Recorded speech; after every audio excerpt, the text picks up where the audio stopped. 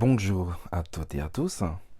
Étant donné le caractère sensible de cette capsule, je précise qu'aucun des propos tenus n'a vocation à être sorti du contexte global de la vidéo.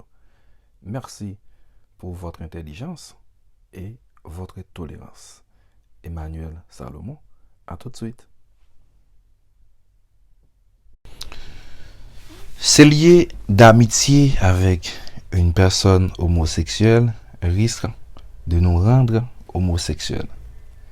J'espère que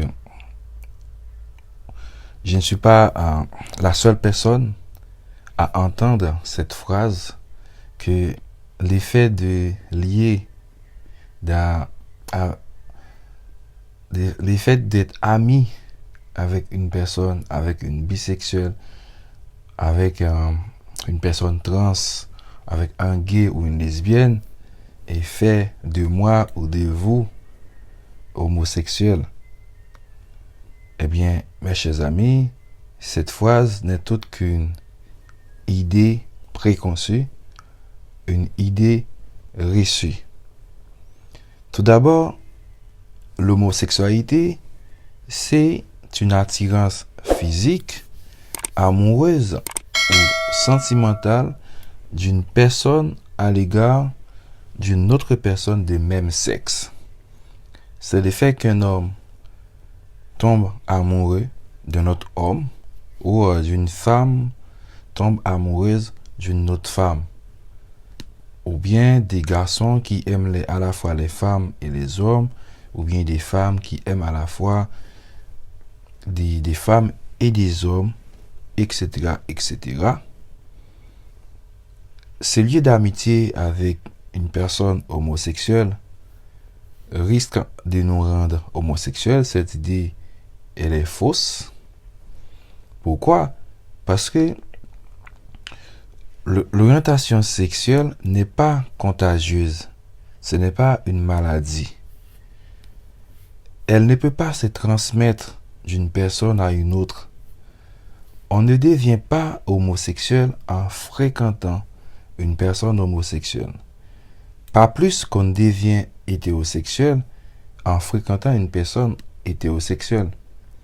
Par exemple, moi, j'ai beaucoup d'amis homosexuels, j'ai beaucoup d'amis gays, beaucoup d'amis lesbiennes, beaucoup d'amis bi, mais je ne deviens pas homosexuel.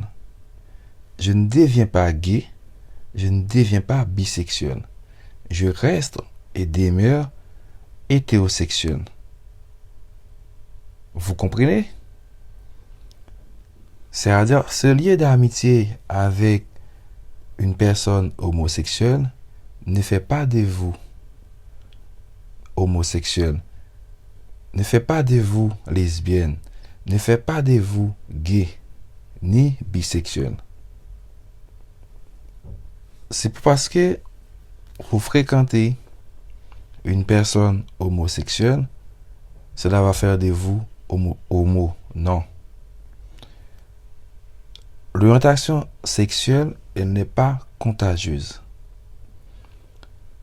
Elle ne peut pas se transmettre d'une personne à une autre.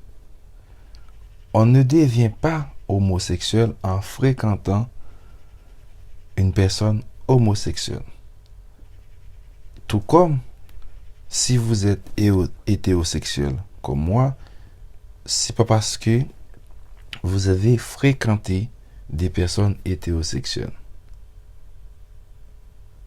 J'espère que cette vidéo vous a plu. Je vous donne rendez-vous pour une autre capsule diversité et discrimination mercredi prochain. C'était votre ami Emmanuel Salomon, aka Baron des Pungwe. Bon mercredi à toutes et à tous. Une discrimination est un traitement inégal et défavorable appliqué à certaines personnes en raison de certains critères prohibés par la loi et dans un domaine visé par la loi. En 2015, les critères prohibés sont au nombre de 20. En voici la liste: l'origine, le sexe, les mœurs, l'orientation sexuelle, l'âge, la situation de famille, la grossesse, les caractéristiques génétiques, l'appartenance ou non-appartenance, vraie ou supposée, à une ethnie, une nation ou une race, les opinions politiques, les activités syndicales ou mutualistes, les convictions religieuses, l'apparence physique, le patronyme, l'état de santé, le handicap, l'identité sexuelle et enfin le lieu de résidence. Pour être considérée comme discriminatoire, la distinction doit concerner un des domaines suivants: l'accès à l'emploi, l'accès au logement, l'accès aux biens et services ou encore à l'éducation et la formation. La discrimination juridiquement répréhensible possède plusieurs formes, une forme directe et une forme indirecte. La forme directe est constatée lorsqu'une personne est traitée de manière moins favorable qu'une autre, ne l'est, ne l'a été ou ne l'aura été dans une situation comparable. Cette discrimination est visible.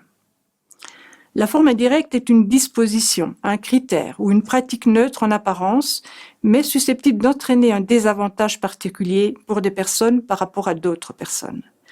Cette forme de discrimination n'est pas visible, mais implicite. La discrimination peut éventuellement prendre la forme d'un harcèlement discriminatoire. C'est un comportement qui a pour objet ou pour effet de porter atteinte à la dignité d'une personne lorsque ce comportement est lié à un des critères prohibés. L'effet peut être aussi de créer un environnement intimidant, dégradant ou humiliant. Enfin, la discrimination punie par la loi peut aussi avoir l'aspect de rétorsion lorsqu'une personne fait l'objet d'une mesure discriminatoire pour s'être plainte de discrimination ou pour avoir témoigné sur de tels faits, ou encore d'injonction lorsqu'il est demandé à quelqu'un d'avoir un comportement discriminatoire. Vous l'avez compris, dans les cas précédents, la discrimination est punie par la loi car c'est un délit. En revanche, il existe des discriminations admises par la loi, celles justifiées par une caractéristique particulière, être une femme par exemple pour un défilé de robe de mariée, comme on en parlera plus loin, ou encore légales, comme être français pour exercer un métier dans l'armée française. Il y a donc bien lieu de différencier les idéologies comme le racisme, le sexisme, l'homophobie, qui sont des systèmes de théories et de croyances individuelles ou collectives sous forme de pensées ou de propos, mais sans acte réel, d'une discrimination qui est un acte posé.